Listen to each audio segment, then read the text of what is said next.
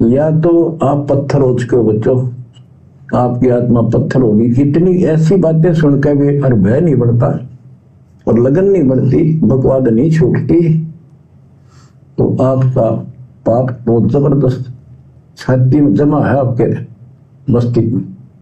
उसका ये तरीका है, सत्संग ना चाहते हुए सुनो, सत्संग सुने बिना भक्ति भी ना बना आपसे।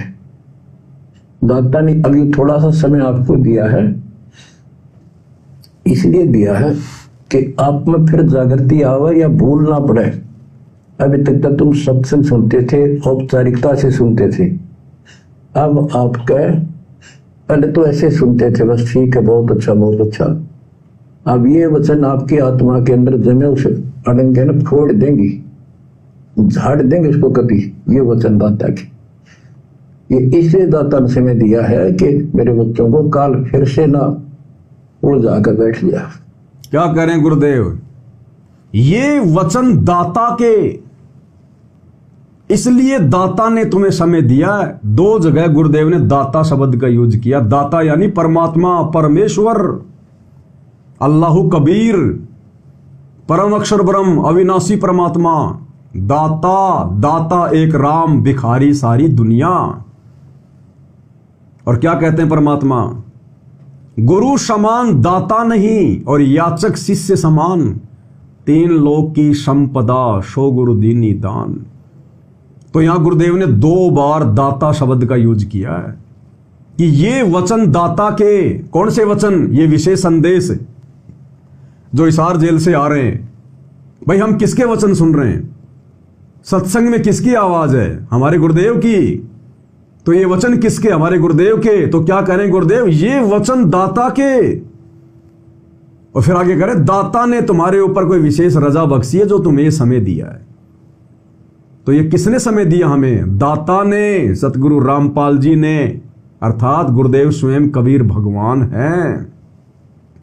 स्पष्ट रूप से स्वयं को दाता नहीं कहेंगे, संकेतों में कहेंगे, जैसे कि अभी कह गए दो बार। इसलिए कहते हैं सबद सैन सतगुरु की पहचान है, वो पावे अटल सुहागरे। जो सत्संगों में अपने गुरुदेव के संकेतों को पहचानने लग जाएगा वही मोक्ष प्राप्ति का अधिकारी बनेगा। तो क्या कह रहे हैं गुरुदेव, ध्यान से सुनिएगा। के अंदर जमे उसे अड़ंगे न फोड़ देंगी, झाड़ देंगे इसको कभी। ये वचन दाता की, ये इसलिए दाता ने समय दिया है कि मेरे बच्चों को काल फिर से ना उड़ जाकर बैठ लिया। बड़ी मुश्किल से तो आपको रास्ते पर लाई है, रास्ते पर मार कर। फिर ये काल के दूत, दुष्ट आत्मा बीच बीच में और अडंगा डानिए बहुत घने घूमे हैं। पर आप इतने दृढ़ हो जाओ, उन दुष्टों की बात को सपने में भी सच न मानना। उन दुष्टों की बातों को सपने में भी सच मत मानना। अब भाई और बहनों, सतगुरु कहां संकेत करते हैं? उनकी विशेष आत्माएं ही समझती हैं। तो गुरुदेव कह रहे हैं कि बड़ी मुश्किल से बच्चों मैं तुम्हें ये ज्ञान समझा समझा के काल के जाल से निकाल के अपनी शरण में लेके आया हूं। और अब यहां भी अड़ंगे अड़ाने वाले बहुत मिलेंगे, काल के दूत, दुष्ट आत्माएं। लेकिन तुम इस ज्ञान से इतने दृढ़ हो जाओ, उन दुष्टों की बातों में मत आना। ये दुष्टता वाला काम कौन कर रहा वर्तमान में? पहली बात तो गुरुदेव ने गांव गांव जाकर इतनी मेहनत करके, इतना संघर्ष करके, जो यहां का 21 ब्रह्मांड का कोई प्राणी सौपन में सोच भी नहीं सकता, करना तो बहुत दूर की बात है। परमार्थ के लिए निस्वार्थ भाव से अगर कोई इतना संघर्ष कर सकता है तो केवल परमात्मा हो सकता है सतगुरु रूप में। तो इस 8.5 अरब की जनसंख्या में से परमेश्वर ने आप और हम कुछ आत्माओं पर दया करी, अपनी शरण में लिया 1994 से 2014 तक। और अब 2014 के बाद में जैसे परमेश्वर अपने मिशन के लिए हिसार जेल में गए, क्योंकि संतों के अपने खेल होते हैं भाई और बहनों, समय आने पे पता चलेगा। जो ज्ञानी आत्मा होती हैं वो तो समझ जाती हैं, और जो अभी उनके शरण में नहीं है वो अभी समझ नहीं पाएंगे इस खेल को। रामचंद्र जी त्रेता में 14 साल जंगल में गए, वनवास गए। उस समय कोई उनको परमात्मा नहीं मानता था, कोई विष्णु का अवतार नहीं मानता था, मजाक किया करते थे उनके साथ में। अगर रावण उनको परमात्मा मानता, विष्णु का अवतार मानता, तो उनकी पत्नी को उठाने की हिम्मत करता क्या? अगर श्री रामचंद्र जी की खुद की सगी चाची ककेई, अगर श्री रामचंद्र जी को विष्णु का अवतार मानती, तो क्या अपने बेटे भरत के लिए राज्य और रामचंद्र जी को वनवास दिलाती क्या? तो भाई और बहनों, उस समय किसी ने नहीं माना उनको। ना द्वापर में श्री कृष्ण जी को किसी ने विष्णु का अवतार माना। जन्म लिया नहीं उससे पहले मामा उनका दुश्मन हो गया। अगर कंस उनको कृष्ण का अवतार मानता तो भगवान के साथ में दुष्टता करने की कोई गलती करेगा क्या? बेचारे का जन्म ही जेल में हुआ, जन्म लेते ही मामा दुश्मन हो गया। 14 साल तक उसके माता पिता उस कंस की जेल में पड़े रहे। 14 साल तक, श्री कृष्ण जी के जन्म के 14 साल बाद तक उनके माता पिता उसी कंस की जेल में पड़े रहे। और लोग कहते ना कि तुम्हारे गुरुजी जेल से बाहर नहीं आ रहे, 10 साल हो गई तुम्हारे गुरुजी जेल से बाहर नहीं आ रहे, काहे के भगवान है। तो तुम्हारे श्री कृष्ण जी ने 14 साल तक अपने माता पिता को जेल से बाहर क्यों नहीं निकाला, अगर वो पूर्ण परमात्मा थे तो? सतगुरु का खेल तो हमें समझ में आ रहा है, उनका क्या खेल था? तो भाई और बहनों, ये तो लंबा चौड़ा विषय हो जाएगा, एक वाद विवाद की सी बात हो जाएगी, क्योंकि दीवार के साथ में मत्था मारना भी ठीक नहीं है।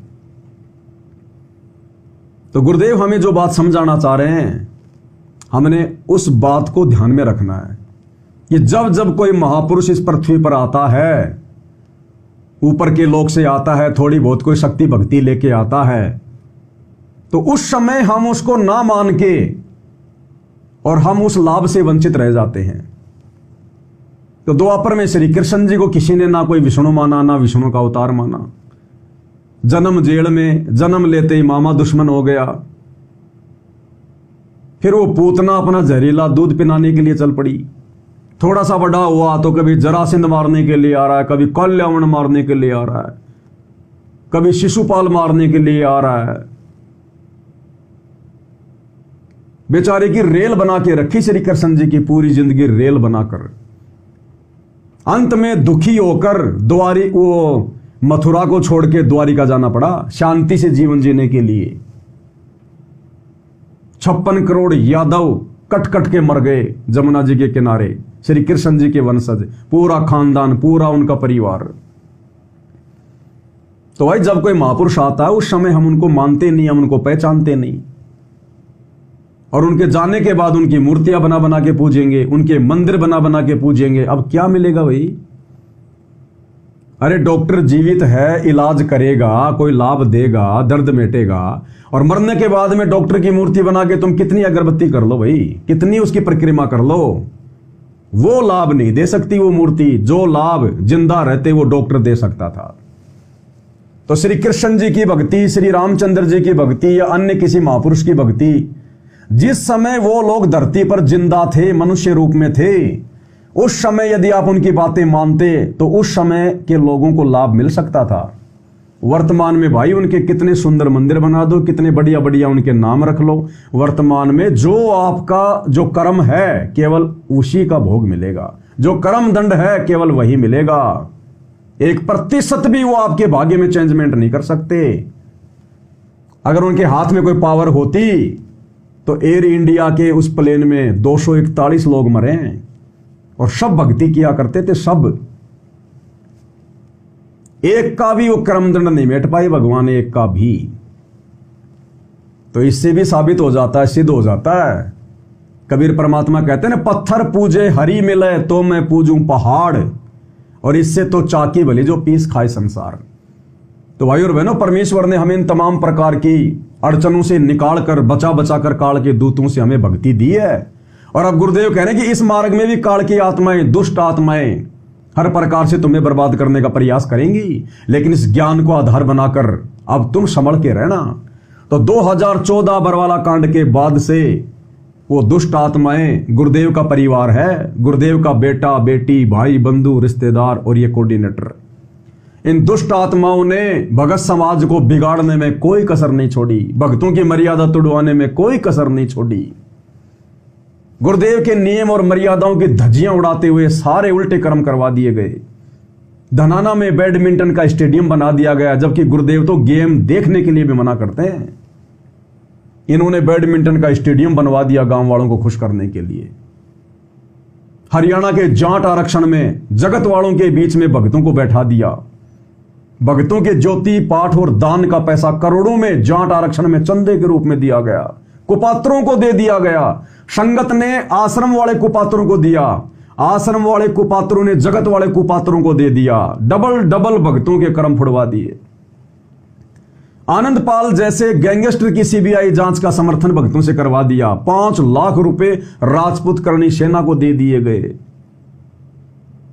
अरे भैया, वो राजपूत समाज के लोग तो मीट खाना, शराब पीना आम बात है उनके लिए। हुआ तुम्हारा पैसा बर्बाद है, तुम्हारा दान बर्बाद है। इसलिए भक्तों को सद्बुद्धि नहीं आ रही, दुर्बुद्धि के शिकार हैं।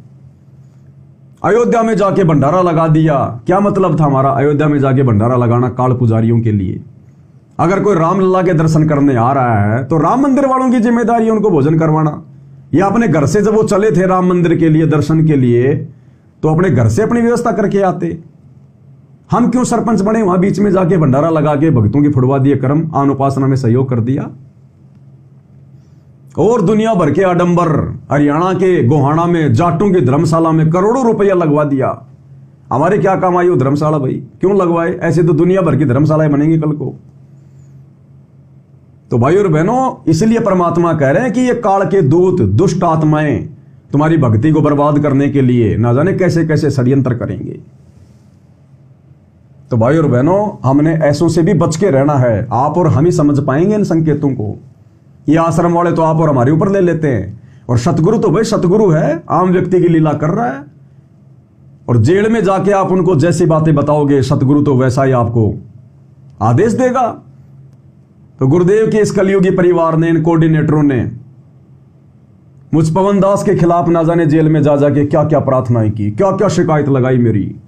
गुरुजी वो भक्तों को लूट रहा है, भक्तों को ठग रहा है, उसने आश्रम खोल लिया, भक्तों को नाम दे रहा, ये कर रहा, वो। सच्चाई नहीं बताते कि गुरुजी बरवाला कांड में और बरवाला कांड के बाद में हम भक्तों ने जो कुकर्म किए हैं, आपकी मर्यादाओं की जो धज्जियां उड़ाई हैं, आपका नाम राजनीतियां कर करके जो बदनाम किया है, गुरुदेव वो संगत को सच्चाई बता रहा है, हमारे अज्ञान और पाखंड की खाड़ उतार रहा है। ये नहीं बताया।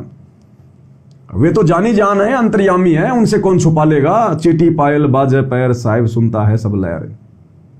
लेकिन परीक्षा भी तो लेनी है संगत की। संगत की भी परीक्षा है, उनके परिवार की भी परीक्षा है, इन बड़े बड़े कोऑर्डिनेटरों की, सेवादारों की भी तो परीक्षा है। तो गुरुदेव ने कह दिया, बेटा मैं तो जेल में बैठा हूं, मुझे क्या पता बाहर क्या चल रहा है। ठीक है, तुम कह रहे हो वैसा ही ठीक होगा। अगर वो ऐसा कह रहा है जैसा तुम कह रहे हो तो फिर वो गुरुद्रोही है, उसे सावधान रहो, संगत को भी बोल दो। इस प्रकार से इन्होंने मुझदास के प्रति ये भ्रमणा संगत में फैला रखी है। लेकिन सतगुरु कहां संकेत कर रहा है? ये विशेष संदेश हैं। इन विशेष संदेशों को परमेश्वर की विशेष आत्मा ही पकड़ सकती है। तो हम सत्सेवक भाई बहनों को तो अच्छे से पता है परमेश्वर कहां क्या संकेत करते हैं। है कि मेरे बच्चों को काल फिर से ना उड़ जाकर बैठ गया। बड़ी मुश्किल से तो आपको रास्ते पर लाई है, रास्ते पर मार कर। ये काल के दूत, दुष्ट आत्मा बीच बीच में और अडंगा डाणी बहुत घने घूमे हैं। पर आप इतने दृढ़ हो जाओ, उन दुष्टों की बात को सपने में भी सच न मानना। और हम सत्सेवक भाई बहन सपने में भी उन दुष्टों की बातों को सच नहीं मानते, जो पीले पर्चे निकाल निकाल के गुरुजी के आदेशों की आड़ में संगत को भ्रमित कर रहे हैं, मर्यादा तोड़वा रहे हैं, काल के जाल में फंसा रहे हैं। अब रोहतक में 29 मई 2025 को परशुराम जयंती, हरियाणा का मुख्यमंत्री आ रहा और बेचारी भोली भाड़ी संगत को गुरुजी के दर्शनों का नाम लेकर कि गुरुजी 2 घंटे दर्शन देंगे शाम को। अब बेचारे भगत तो गुरुजी के दर्शनों के लालच में आ गए और धनाना आश्रम में रात को 1000 बसें भेज दी हरियाणा सरकार ने, हरियाणा रोडवेज की। और बेचारे भक्तों को सुबह उन बसों में बैठा के और परशुराम की जयंती में छोड़ दिया गया रोहतक के पैरावर में। अब बताओ, मर्यादा तोड़वा दी बेचारों की, धोखा कर दिया। अरे अपने भगत भाई बहनों को नहीं छोड़ा, अपनों के साथ में धोखा कर दिया। धनाना में भक्तों को बुला लिया, कबीर परमात्मा का प्रकट दिवस है, और जैसे तीसरे दिन भोग लगना था 11 मई है या फिर ये जून चल रहा, जून 11 जून 2025 या मई है ये, और भक्तों को कहां ठोक दिया? 500 बसों में बैठाकर अनाज मंडी सिरसा में अरे नालायको, कबीर प्रकट दिवस तुम्हारे धनाना आश्रम में मनाया जा रहा, तीसरे दिन वहां पर भोग लगना था और भक्तों को रात को ही भेज दिया अनाज मंडी सिरसा में, मुख्यमंत्री की रैली में, सभा में, नकली कबीर पंथियों की कबीर जयंती में। तो भाइयों और बहनों, यहां परमात्मा किसके लिए कह रहे हैं? इन दुष्टों के लिए। यह है दुष्टों की संज्ञा में, राक्षस की संज्ञा में, जो सतगुरु के इतने नजदीक रहने के बाद, सतगुरु से इतना ज्ञान लेने के बाद और सतगुरु के मिशन में जो इतनी गंदगी फैला रहे हैं, ये हैं वो असली काल के दूत, काल के एजेंट, दुष्ट।